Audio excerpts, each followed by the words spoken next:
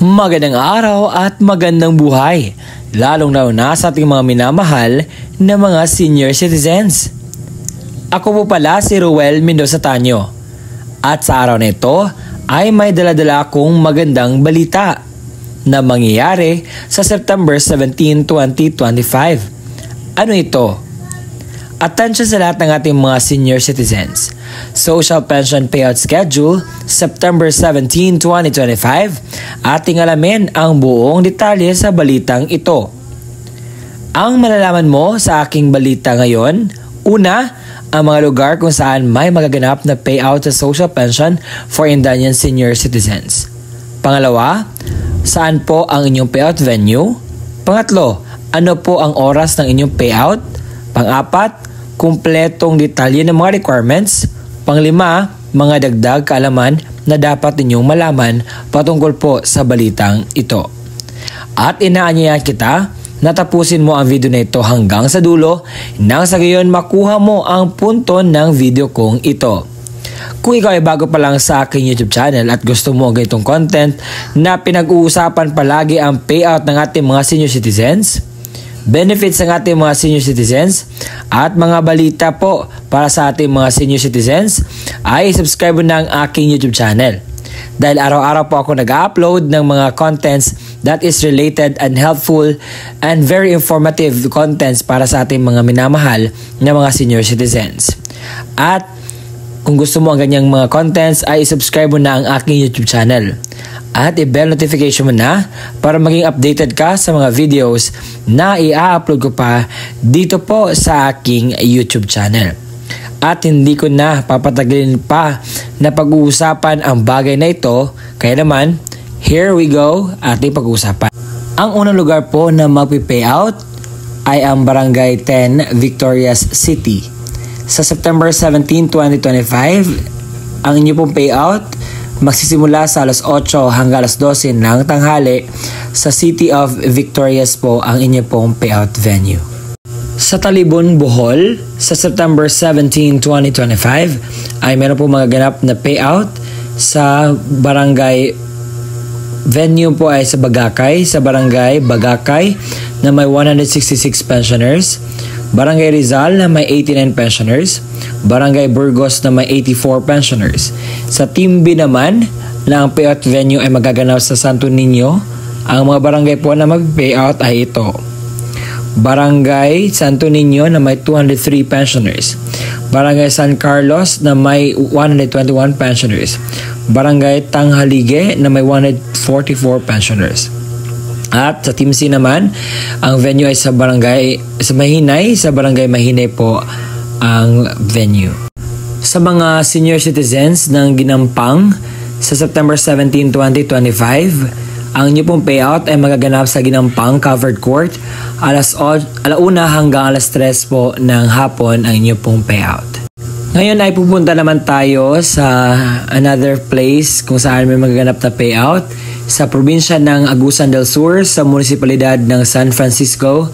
Sa September 17, 2025 ay meron po magaganap na payout sa alas 8 ng umaga at pupunta po kayo sa Barangay 5 Covered Court sa munisipalidad na ito. Isa sa mga lugar na may magaganap na payout ay ang Barangay Mambugan sa Antipolo City. At ito po ang kumpletong detalye sa mga dapat ninyong malaman sa payout po na ito. Ating basbasahin. Magandang araw, narito po ang mga listahan sa benepisyaryo ng social pension para sa third quarter ng taong 2025 na gaganapin sa ika-17 ng Setyembre 2025, ganap na alas 8 ng umaga sa Centro Mall, Mambugan, Antipolo. Sa Barangay Tungao, sa City of Butuan, meron po magaganap na payout sa inyo pong lugar at ito po ang mga detalye. Sa alas 8 ng umaga magsisimula at pupunta po kayo sa Tungao Covered Court na mayroon pong 379 pensioners po sa Barangay Tungao ay hereby informed to attend sa social pension payout for the third quarter of 2025.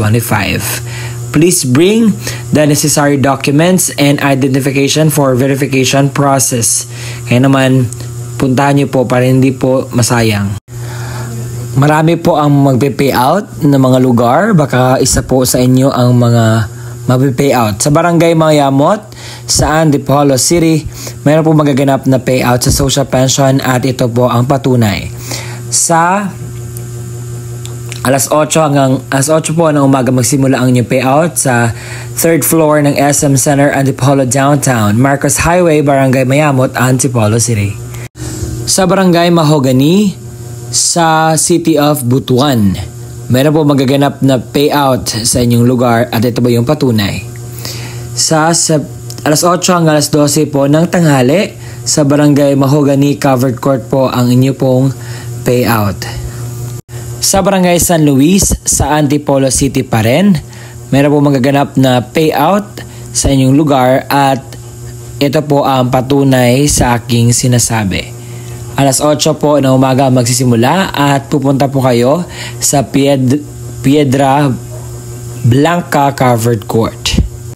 Sa Barangay Tapon, sa September 17, 2025 ay meron po magaganap na payout at ito po ang patunay ating babasahin.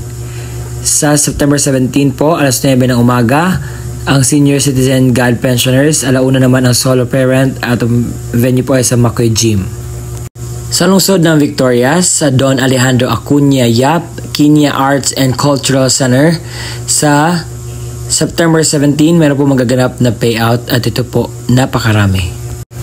Sa Barangay 8 na may 14 pensioners, sa Barangay 12 na may 24 pensioners, sa Barangay 10 na may 57 pensioners, sa Barangay 11 na may 38 pensioners, sa Barangay 21 na may 74 pensioners, sa Barangay 14 na may 56 pensioners, sa Barangay 13 na may 67 pensioners, sa Barangay 18A na may 26 pensioners, sa Barangay 2D na may 77 pensioners, sa Barangay 6A hanggang D na may 75 pensioners, 6A, E hanggang V na may 79 pensioners.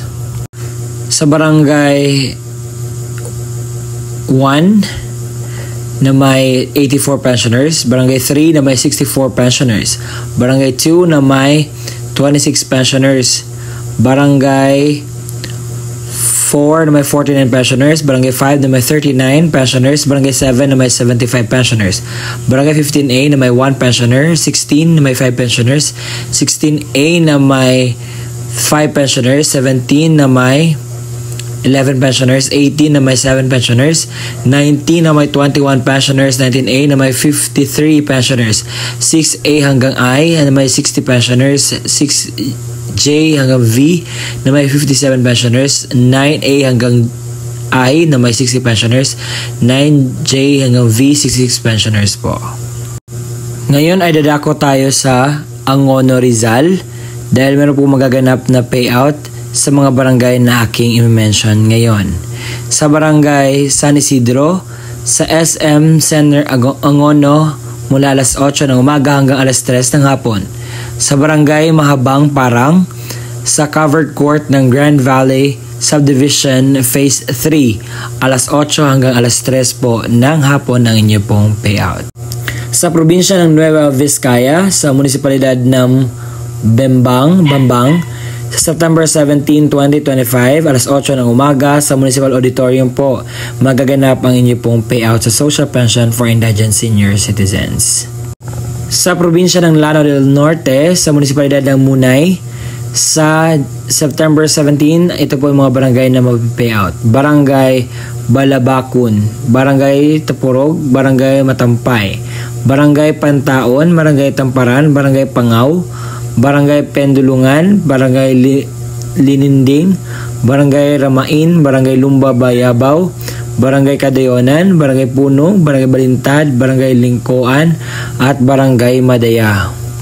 Sa City of Butuan, meron po magaganap na payout sa total of 323 pensioners sa September 17, 2025, alas 9 po ng umaga sa Barangay Manila de Bugabus, Covered Court, Butuan City po ang inyo pong payout. At mag-e-end po ito hanggang alauna ng hapon lamang po ang inyo pong payout. Sa Victoria 7, meron pong ganap na payout sa September 17, 2025, alas 8 po ng umaga sa Don Alejandro Acuña Cultural Center po ang inyo pong payout venue. Sa Barangay Buhangin sa September 17, 2025, meron pong ganap na payout sa alas 8 ng umaga hanggang alas 12 ng tanghali sa Barangay Covered Court lamang po ang inyo pong payout. Sa Cebu, meron po magaganap na payout sa social pension for indigent senior citizens at ito po ang kumpletong detalye ng balita na ito. Sa Barangay Alamit at Barangay Tukod, alas 8 hanggang alas 12 ng tanghali. Sa Barangay DDPU, alas 12:30 hanggang alas 4:30 ng hapon. Sa Barangay Kamamasi, Barangay Belet, Barangay Papaya, Barangay Binugawan, Barangay Taji, alas 8 hanggang alas 12 ng tanghali. Sa Barangay Kapisaan, Barangay Malabing, Barangay Wangal, Barangay Antutot, alas 12:30 hanggang alas 4:30 po ng hapon ang yung payout sa Wangal Gymnasium po magaganap. Sa MSW ng Buena Vista ng Bohol, sa September 17, 2025, ito po yung mga barangay na mag-payout. Barangay Asinan na may 69 pensioners, alas 8:30 hanggang alas 10 ng umaga. Barangay Bago na may 46 pensioners, alas 8:30 hanggang alas 10 ng umaga. Sa Barangay Bato na may 57 pensioners, alas 8:30 hanggang alas 10 ng umaga. Sa Barangay Bantuan na may 57 pensioners, alas 10 hanggang alas 11:30 ng umaga. Sa Barangay Bunot-Bunot na may 61 pensioners, alas 10 hanggang alas 11:30 ng umaga. Barangay Hunain na may 71 pensioners, alas 10 hanggang 11:30 ng umaga. Barangay Poblasyon na may 56 pensioners, alauna hanggang alas 3 ng hapon. Barangay Fohil na may 67 pensioners, alauna hanggang alas 3 ng hapon. Sa Barangay Sweetland na may 46 pensioners, alauna hanggang alas 3 ng hapon. Sa Barangay Western Kabulan na may 117 pensioners, alas 9 ng umaga. Sa Barangay East Kabulan na may 141 pensioners, alas 9 po ng inyong payout sa Eastern Covered Court. Sa Western is sa Western Barangay Hall po. At yung iba naman ay sa Buena Vista Cultural Center po ang inyong pong payout. Sa probinsya ng Aklan, sa munisipalidad ng New Washington, sa September 17, 2025, ang Barangay Mabilo na may 251 pensioners, alas 7:30 hanggang alas 10:30 ng umaga. Sa Barangay Tambak, sa alas 7:30 hanggang alas 10:30 ng umaga. Sa Barangay Poblasyon, sa may 421 pensioners, alas 10:30 hanggang alas 12 ng tanghali. Sa Barangay Panamukan na may 244 pensioners, alas 8 hanggang alas 10:30 ng umaga sa Pinamukan Covered Court. Sa Magsaysay, Palawan, sa period covered 1 to 3rd quarter, sa September 17, 2025, sa Barangay Baluguen na may 27 pensioners, sa Barangay Covered Gymnasium po ang inyong pong payout. Ang kasunod dyan ay ang Barangay Dumulog ng mga senior citizens na kasi meron pong ganap na meeting sa September 17, alauna ng hapon sa Dumulog Covered Court po. Sa BLGU ng DDPU, meron maganap po na payout sa September 17, 2025, alas 12:30 hanggang alas 4:30 ng hapon sa Old Barangay Hall po ang inyo pong payout venue. At yun po ang kumpletong detalye ng ating payout sa Social Pension for Indigent Senior Citizens. At hindi po ito fake news sa mga nagtatanong dyan. Lahat po yan ay may resibo at katotohanan dahil hindi po tayo pwedeng magawa-gawa na po ng balita na wala pong pruweba or resibo. Kasi ayaw ko po nang ma-make news sa lahat po ng ating mga minamahal na viewer. Gusto ko pong maging totoo ako na ipaalam kung ano yung katotohanan na sa akin ay wala tayong tinatago ng mga mali sa atin. Kaya naman, kinuha ko lahat ng mga impormasyon na para po sa ating lahat. At Sa mga nagtatanong, sir, bakit hindi po namin makita ang aming lugar? Ang inyo pong pwedeng gawin ay pumunta kayo sa pinakamalapit na barangay sa inyo at alamin po ang status ng social pension na sa gayon ay meron kayo idea kung ano nang nangyari. At sa puntong ito, alamin natin ang kompletong detalye ng mga requirements na dapat natin i-comply before tayo mag-payout. Let's go. Mga dokumentong gagamitin sa pagkuha ng pensyon sa social pension for indigent senior citizens. Kung senior citizens or benepisyaryo ang kukuha ng kanyang payout, isang malinaw na photocopy or Xerox ng senior citizens ID na mayroong 3 original na pirma or thumb mark katulad sa ID ng senior citizens. Paalala, panatiling presentable ang mga dokumento, ilagay sa plastic envelope nang iwasang magusot. Huwag bilutin ang mga papel at siguraduhin pareho ang pirma o thumb mark base sa senior citizens. Kung authorized representative ng senior citizens or beneficiary ang kukuha ng pensyon, isang malinaw na photocopy ng ID ng senior citizens at lagyan na 3 original na pirma o thumb mark katulad ng nasa ID ng senior citizens. Authorization letter na nagmumula sa MSWDO, CSWDO at OSCA na mayroong original na pirma na MSWDO, OSCA, senior citizens at authorized representative. Isang malinaw na photocopy ng government-issued ID gaya ng SSS, updated PhilHealth ID, Barangay ID, UMID, Voters ID, updated voter certification, updated police clearance ng authorized representative at lagyan na 3 original na pirma o thumb mark katulad ng ipapakitang ID. Paalala, siguraduhin pareho ang lagda thumb mark ng senior citizen, benepisyaryo at authorized representative base sa kopya ng government-issued ID na presenta. Kumpletuhin ang mga hinihinging lagda, thumb mark sa authorized letter, iwasang magusot at huwag bilutin ang mga dokumento.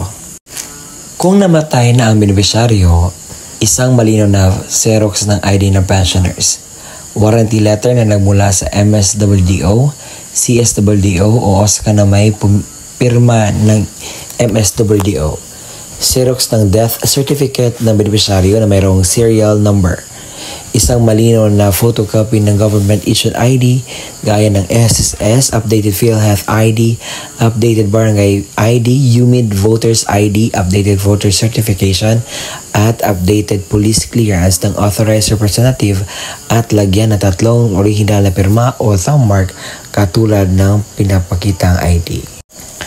Paalala, kumpletuhin ang mga hinihinging lagda o thumb mark sa warranty letter at iwasang maggusot at huwag bilutin ang mga dokumento. Kung wala ang death certificate, kinakailangan ng certificate mula sa MSWDO, CSWDO na nakasaad ng pagpatunay na ang benepisyaryo ay patay na at kasalukuyang inasikaso ang death certificate. Huwag kalimutang magdala ng inyong ballpen na itim, payong at saka tubig. At kung meron na doon na po kayo sa payout, kinakailangan nyo pong gawin ito. Kinakailangan kumain muna kayo before pupunta sa payout. Magdala ng sariling ballpen, inumin at gamot kung kinakailangan. Baka pagdating po doon ay medyo mas ready tayo para maiwasan natin ang mga darating pang mga sakuna. At ang gagawin niyo po is magpila po, sumunod sa mga alituntunin ng payout. At yun po. At yun po ang kumpletong detalye na ating nalalaman ngayon. Maraming salamat po sa walang sawang pagsusuporta, panunood po sa ating mga ina-upload na vlogs. Umabot na po tayo sa 70,000 subscribers. Maraming salamat po and God bless us all. Gawin natin 100K. Kaya ba? Salamat!